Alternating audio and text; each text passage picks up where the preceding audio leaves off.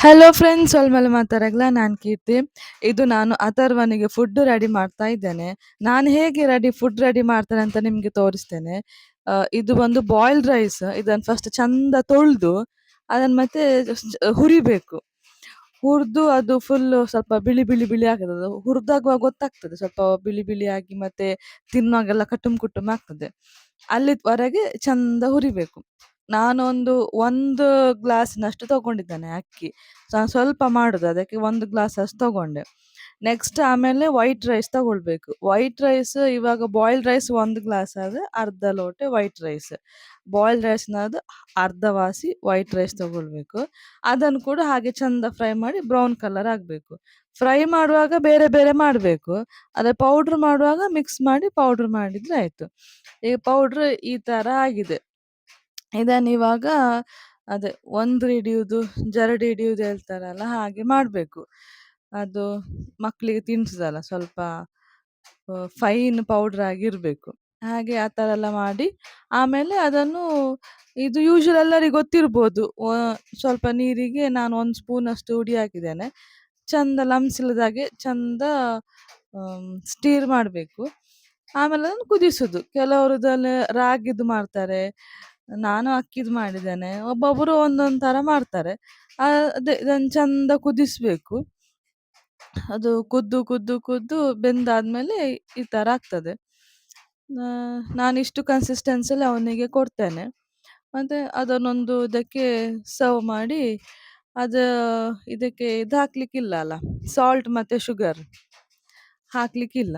ಅದನ್ನು ಮಾಡಿ ನಾನು ಸ್ವಲ್ಪ ತುಪ್ಪ ಹಾಕಿದ್ದೇನೆ. ತುಪ್ಪ ಹಾಕಿ ಕೊಟ್ಟೆ ಅವನಿಗೆ. ಮತ್ತು ಇದು ನಮ್ಮದು ಕೊಬ್ಬರಿ ಅಟ್ಟಕ್ಕೆ ಹಾಕ್ತಾ ಇದ್ದೇವೆ ನಾನು ಮತ್ತು ಹಸ್ಬೆಂಡ್ ಸೇರಿ. ಅಲ್ಲಿ ಹೊರಗಿತ್ತು, ತುಂಬ ಕೊಬ್ಬರಿ ಆಗಿತ್ತು. ಇದನ್ನು ನಾವು ಮಳೆಗಾಲಕ್ಕೆಲ್ಲ ಅಟ್ಟಕ್ಕೆ ಹಾಕೋದು, ಆಮೇಲೆ ಬೇಸಿಗೆಗಾಲಕ್ಕೆ ಎಲ್ಲ ತೆಗೆದು ಅದನ್ನು ಒಡೆದು ಒಣಗಿಸೋದು ಎಣ್ಣೆಗೆ. ತೆಂಗಿನೆಣ್ಣೆ ನಮಗೆ ಜಾಸ್ತಿ ಯೂಸ್ ಆಗ್ತದಲ್ಲ, ಸೊ ಅವ್ರು ಬಂದಾಗ ಸುಮಾರಿತ್ತು, ಹಾಗೆ ಹೀಗೆಲ್ಲ ಮಾಡಿ ಅಟ್ಟಕ್ಕೆ ಹಾಕಿದ್ದು. ಗಿಡ ನೆಡ್ಲಿಕ್ಕೆ ಹೋಗ್ತಾ ಇದ್ದೇವೆ ಗೈಸ್. ಇವಾಗ ಪುರ್ಸೊತ್ತಾಯ್ತು, ಒಂದೊಂದು ಒಂದು ಒಂದು ಅಂತ ಹಾಗೆ ಈಗ ಹೋಗ್ತಾ ಇದ್ದೇವೆ. ಇಲ್ಲಿ ಆ್ಯಕ್ಚುಲಿ ನಡುವ ಅಂತ ಇದ್ವಿ, ಆದರೆ ಇದು ಮತ್ತೆ ಕ್ರಮೇಣ ತೆಗಿಬೇಕಾಗ್ತದೆ ಇಲ್ಲಿ ನೆಟ್ಟರೆ. ಅದಕ್ಕೆ ನಾನು ಏನು ಯೋಚನೆ ಮಾಡಿದ್ದು ಅಂತ ಹೇಳಿದರೆ, ಅಲ್ಲಿ ಆ ಕಾಂಪೌಂಡ್ ಉಂಟಲ್ಲ, ಅಷ್ಟು ಜಾಗದಲ್ಲಿ ಅಲ್ಲೆಲ್ಲ ಕ್ಲೀನ್ ಮಾಡಿ ಅಲ್ಲಿ ನೆಟ್ಟು ಬಿಡುವ ಅಂತ. ಅಲ್ಲಿ ಮತ್ತೆ ತೆಗಿಲಿಕ್ಕೆ ಇಲ್ಲ, ಹಾಗೆ ಇಲ್ಲಿ ಉದ್ದಕ್ಕೆ ಹೀಗೆ ನೆಡುವ ಅಂತ. ಈಗ ನನ್ನ ಹಸ್ಬೆಂಡ್ ರೆಡಿಯಾಗಿ ಬಂದಿದ್ದಾರೆ ನೆಡಲಿಕ್ಕೆ.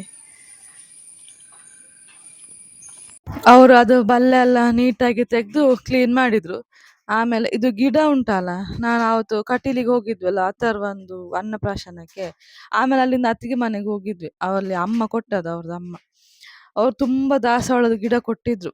ಹಾಗೆ ಅದನ್ನೆಲ್ಲ ಒಂದು ಕಡೆಯಲ್ಲಿ ಒಂದೇ ಸೈಡಿಗೆ ಎಲ್ಲ ನೆಟ್ವಿ. ಅದೆಂತ ಅಂತ ಹೇಳಿದ್ರೆ, ನಾವು ಗಿಡ ನೆಡುವಾಗ ಮಳೆ ಬರೋದು, ಮಳೆ ಬರುವಾಗ ಓಡುದು ಮನೆಗೆ, ಮಳೆ ನಿಂತ ಮೇಲೆ ವಾಪಸ್ ಬಂದು ನಡುದು. ಹಾಗೆ ಓಡಿ ಓಡಿ ಅಂತೂ ಇಂತೂ ಗಿಡ ಒಂದು ನೆಟ್ಟಾಯ್ತು. ನೋಡಿ ಹೀಗೆ ಕಾಣ್ತದೆ ನೆಟ್ಟೆಲ್ಲ ಆದಮೇಲೆ. ಅದಕ್ಕೆ ಸುತ್ತ ಅಲ್ಲಿದ್ದ ಕಲ್ಲೆಲ್ಲ ಇಟ್ಟು ಜೋಡಿಸಿ ಹೇಗೋ ಒಂದು ಕಟ್ಟೆಯಾಗೆ ಕಟ್ಟಿದ್ವಿ. ಅಂಗಳೆಲ್ಲ ಫುಲ್ ಸೊಪ್ಪಿದ್ದು ಅದು ಇದು ಎಲ್ಲ ಗಲೀಜೆ ಆಗಿತ್ತು. ಒಂದು ಕಡೆಯಿಂದ ಎಲ್ಲ ಈ ಸೈಡ್ ಅಂಗಳ ನಾನು ಗುಡಿಸಿದೆ, ಇನ್ನು ಆ ಕಡೆದು ಹಿಂದೆದೆಲ್ಲ ಅವ್ರ ಹಸ್ಬೆಂಡ್ ಎಲ್ಲ ಗುಡಿಸಿದ್ರು. ಆಮೇಲೆ ಅವ್ಯುಕ್ತಿಗೆ ಇದಕ್ಕೆ ಸ್ಕೂಲ್ ಯೂನಿಫಾರ್ಮ್ ಇದೊಂದು ನಮಗೆ ಒಂದು ಪಾಸ್ಪೋರ್ಟ್ ಸೈಜ್ ಫೋಟೋ ಬೇಕಿತ್ತು. ಹಾಗೆ ಫೋಟೋ ತೆಗಿಸ್ಲಿಕ್ಕೆ ಹೋದ್ವಿ.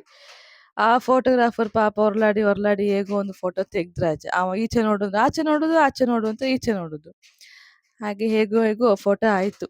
ಇದಾಗಿತ್ತು ಇವತ್ತಿದ್ದು ವ್ಲಾಗ್. ನೆಕ್ಸ್ಟ್ ವ್ಲಾಗಲ್ಲಿ ಸಿಗ್ತೇನೆ. ಪ್ಲೀಸ್ ಸಬ್ಸ್ಕ್ರೈಬ್ ಮಾಡಿ, ಸಪೋರ್ಟ್ ಮಾಡಿ. Thank you.